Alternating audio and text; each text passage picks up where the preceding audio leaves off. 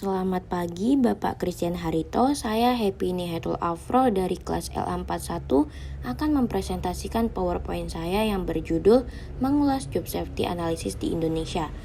Di sini saya mengacu dari beberapa jurnal dan situs yang saya kunjungi serta buku yang saya baca. Pertama, saya akan menjelaskan tentang latar belakang. Kemajuan teknologi di era globalisasi saat ini telah mendorong berkembangnya dunia industri. Penggunaan alat-alat berat dan mesin-mesin yang serba canggih dapat mendorong timbulnya kecelakaan kerja. Oleh karena itu, dibentuklah Job Safety Analysis atau JSA, yakni teknik manajemen keselamatan yang berkaitan pada identifikasi bahaya dan pengendalian bahaya, yang berhubungan dengan rangkaian pekerjaan yang hendak dilakukan, di mana JSA ini berfokus kepada hubungan antara pekerja, tugas atau pekerjaan, peralatan, dan lingkungan kerja. Jadi sederhananya, JSA ini berfungsi untuk sebuah perusahaan mengidentifikasi bahaya agar dapat menentukan pengendalian dari bahaya tersebut. Jadi JSA ini tidak hanya membantu mencegah adanya kecelakaan kerja, tetapi juga mencegah rusaknya alat-alat pekerjaan. Yang kedua adalah landasan teori.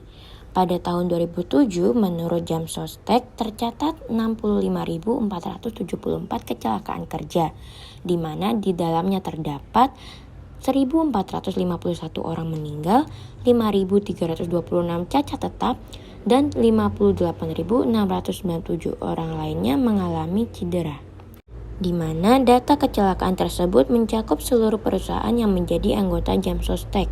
Karena banyaknya kecelakaan yang terjadi di lingkungan kerja tadi, maka dapat menurunkan produktivitas pada suatu perusahaan dan mempengaruhi daya saing suatu negara.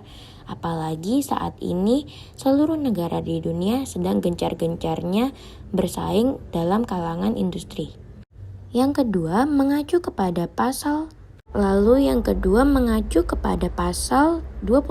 ayat 2 UUD 1945 yang berbunyi, tiap-tiap warga negara berhak atas pekerjaan dan perlindungan yang layak bagi kemanusiaan, maka dibentuklah Undang-Undang Keselamatan Kerja yang berbunyi bahwa setiap tenaga kerja berhak mendapatkan perlindungan keselamatannya dalam melakukan pekerjaan untuk kesejahteraan dan meningkatkan produksi serta produktivitas nasional. Lalu dibentuklah program K3 atau Keselamatan dan Kesehatan Kerja. Program ini dibuat oleh perusahaan maupun pekerja sebagai upaya pencegahan timbulnya kecelakaan dan penyakit akibat kerja dengan cara mengenali hal-hal yang berpotensi menimbulkan kecelakaan dan penyakit. Lalu dibentuk juga JSA atau Job Safety Analysis, yakni suatu alat penting untuk membantu para pekerja melakukan pekerjaan secara aman dan efisien dengan cara mengidentifikasi potensi bahaya dan merekomendasikan cara teraman untuk melakukan pekerjaan tersebut. Yang ketiga adalah metodologi penelitian. Secara umum, metodologi penelitian dibagi menjadi dua, yakni studi lapangan dan studi literatur.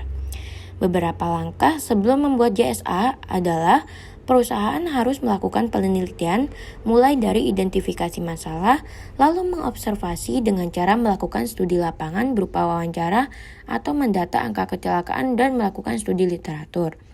Selanjutnya menetapkan tujuan penelitian. Contohnya, tujuannya mengurangi angka kecelakaan akibat terpleset, lalu menentukan batasan-batasan masalah. Setelah itu, anggaplah ada masalah A. Ketika masalah sudah ditemukan, barulah perusahaan melakukan identifikasi bahaya, lalu mengisi risk assessment yang berisi membandingkan risiko dengan tingkatan dan kriterianya. Lalu dapat mengisi risk control yang dapat berupa pengendalian secara fisik atau secara finansial berupa asuransi. Setelah itu melakukan analisis bagaimana cara menanggulanginya sebelum difinalisasi, lalu sesudahnya disimpulkan. Keempat, ada prinsip keselamatan industri, yakni yang pertama, semua pekerja memiliki hak yang terlindung, di mana hak tersebut meliputi pekerjaan harus dilakukan dalam lingkungan kerja yang aman dan sehat. Yang kedua, kondisi kerja harus konsisten sesuai dengan kesejahteraan pekerja dan martabat manusia. Yang terakhir, kerja harus menawarkan kemungkinan nyata untuk prestasi pribadi, pemenuhan kebutuhan diri, dan pelayanan kepada masyarakat. Prinsip yang kedua adalah kebijakan K3 harus ditetapkan. Ketiga, harus ada komunikasi yang baik antara mitra. Yang keempat, program K3 dan kebijakannya harus bertujuan baik. Lalu yang kelima, perbaikan terus-menerus K3 harus digencar atau dipromosikan. Lalu yang keenam, informasi penting untuk pengembangan dan pelaksanaan kebijakan yang efektif. Maksudnya adalah perusahaan atau pihak ketiga harus terbuka terhadap informasi yang ada demi evaluasi pengembangan dan pelaksanaan kebijakan. Lalu yang ketujuh, promosi kesehatan merupakan unsur utama praktik K3. Yang kedelapan, pelayanan kesehatan kerja yang mencakup seluruh pekerja harus dibentuk. Yang kesembilan, pendidikan dan pelatihan harus dilaksanakan terhadap para pekerja. Lalu yang kesepuluh, pekerja, pengusaha, serta pejabat yang berwenang memiliki peran tertentu. Lalu yang terakhir, kebijakan K3 harus ditetapkan. Selanjutnya adalah 5 metode manajemen keselamatan. Yang pertama adalah penetapan kebijakan K3. Penetapan kebijakan ini meliputi membuat susunan kebijakan, pelaksanaan kebijakan, peninjauan ulang, komitmen, peran, serta pekerja. Lalu yang kedua, perencanaan K3. Perencanaan K3 ini harus berdasarkan pada penelaahan awal dan peraturan juga sumber daya. Lalu harus memuat tujuan dan sasaran, skala prioritas, upaya pengendalian bahaya, penetapan sumber daya, jangka waktu pelaksanaan, indikator pencapaian, dan sistem pertanggungjawaban. Selanjutnya ada pelaksanaan rencana K3, yakni meliputi penyediaan SDM, yakni perusahaan berkewajiban untuk memiliki SDM yang berkompeten dan bersertifikat sesuai peraturan perundang-undangan. Lalu penyediaan sarana dan prasarana, yakni berupa organisasi atau unit K3, anggaran, prosedur kerja, informasi, pelaporan, pendokumentasian, dan instruksi kerja. Lalu selanjutnya ada pemantauan dan evaluasi kinerja K3, yakni meliputi pemeriksaan, pengujian, dan pengukuran. Juga audit internal SMK3. Lalu yang terakhir adalah peninjauan dan peningkatan, yakni dapat dilakukan dengan cara melakukan rapat tinjauan manajemen. Selanjutnya adalah alat-alat pelindung diri yang dibutuhkan saat bekerja dalam proyek atau industri. Yang pertama adalah APD. APD berfungsi untuk melindungi diri dari bakteri dan virus saat bekerja. Yang kedua, earplug berfungsi untuk melindungi telinga dari kebisingan ataupun tekanan. Yang ketiga, kacamata pengaman, melindungi mata dari partikel yang melayang di udara ataupun di air, percikan benda kecil, benda panas, ataupun uap. Selain itu, kacamata ini juga berfungsi menghalangi pancaran cahaya yang langsung ke mata, benturan, pukulan, dan lain-lain.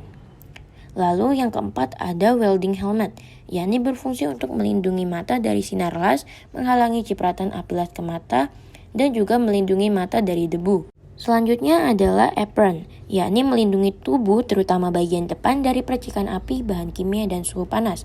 Yang keenam, sarung tangan, yakni melindungi tangan terutama jari-jari dari api, suhu panas, suhu dingin, radiasi, arus listrik, bahan kimia, benturan, pukulan, goresan benda tajam, atau infeksi dari zat patogen seperti virus dan bakteri.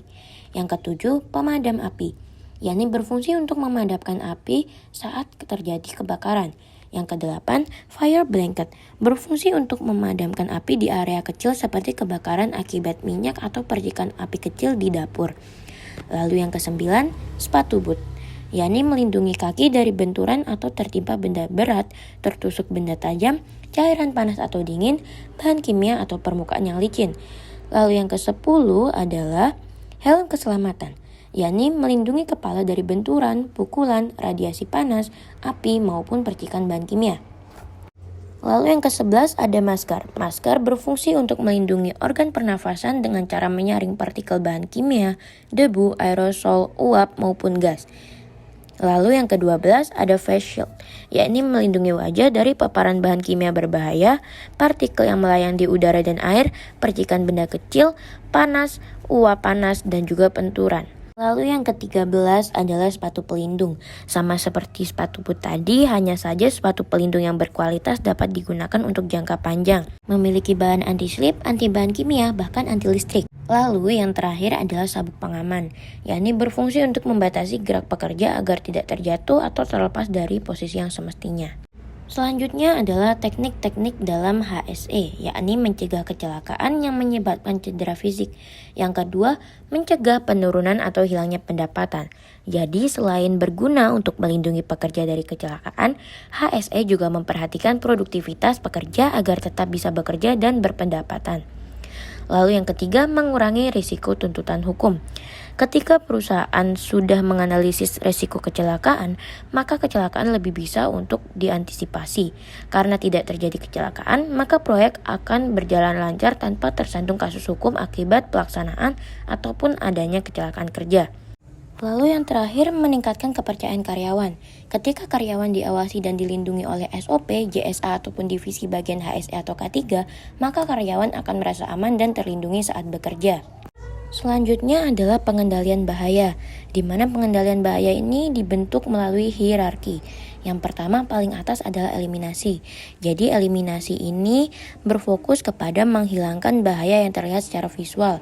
Contohnya ketika sebuah perusahaan atau sebuah proyek menggunakan suatu alat atau bahan atau zat yang berbahaya, maka dapat dihilangkan atau sudah tidak dapat dipakai lagi karena berbahaya. Lalu yang kedua adalah substitusi. Jadi ketika bahan atau alat tidak mungkin dihilangkan atau dikurangi dalam suatu industri, maka dapat diganti dengan alat atau bahan yang lebih aman atau cenderung minim risiko. Lalu yang ketiga adalah perancangan atau engineering control, yakni memperbaiki fasilitas yang tidak layak pakai apabila masih mumpuni untuk digunakan. Lalu yang keempat, administrasi, seperti proses non-teknis, yakni seperti pembuatan prosedur yang aman dalam bekerja. Lalu yang kelima adalah penggunaan APD, yakni alat pelindung diri sebagai pencegahan kecelakaan. Yang terakhir adalah komentar mengenai jurnal-jurnal yang saya baca. Menurut saya, jurnal-jurnal tersebut masih kurang menjelaskan teknik HSE yang digunakan para pelaku industri. Namun, secara keseluruhan jurnal-jurnal yang saya baca cukup lengkap untuk membuka wawasan pembaca mengenai JSA serta contoh kasusnya. Sekian presentasi dari saya. Terima kasih atas waktu dan perhatian Bapak Christian dan selamat pagi.